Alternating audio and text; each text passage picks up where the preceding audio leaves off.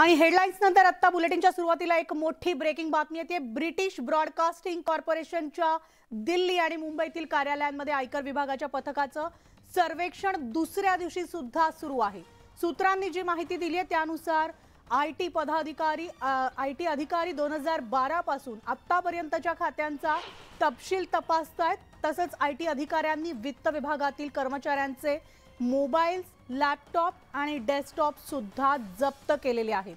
तर या सर्वेक्षणादरम्यान आयटी अधिकारी आणि बीबीसी इंडियाच्या संपादकांमध्ये वादावादी झाल्याची माहिती समोर आली आहे। बीबीसी संपादकांनी आयटी अधिकाऱ्यांना कोणत्याही एडिटोरियल कंटेंटचा ॲक्सेस देण्यास नकार दिलेला आहे।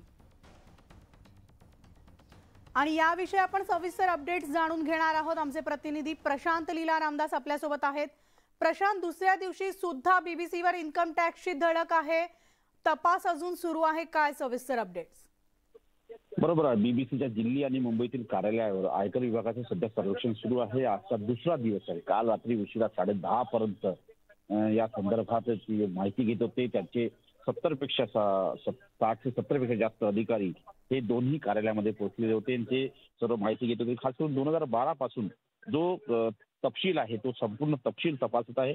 आयटी विभागाच्या वित्त विभागाच्या कर्मचाऱ्यांचे मोबाईल, लॅपटॉप आणि डेस्कटॉप देखील जप्त केले। जे फायनान्स डिपार्टमेंट आहे त्या फायनान्स डिपार्टमेंटच्या सर्व अधिकाऱ्यांचे जे इलेक्ट्रॉनिक ॲटम आहे सगळं जप्त करण्यात आलेले आहे। सर्वेक्षणादरम्यान त्यांनी एडिटोरियल कंटेंटची मागणी केली होती, त्याला सध्या संस्थेतल्या संपादकांनी नकार दिलेला आहे। एडिटोरियल कंटेंटमध्ये ॲक्सेस देण्यास आणि ती माहिती देण्यास नकार दिलेला आहे। त्यामुळे या सगळ्या पार्श्वभूमीवरती आजची ही सुनावणी साधारणतः केव्हापर्यंत पूर्ण होते हे देखील पाहणं अतिशय महत्त्वाचं ठरणार आहे। कारण की याच्या आधारावरतीच निश्चित होणार आहे, कारण की जागतिक पातळीवरती बीबीसीच्या धाडीचा हा उल्लेख केला जात आहे। प्रशांत, धन्यवाद या सविस्तर माहितीसाठी।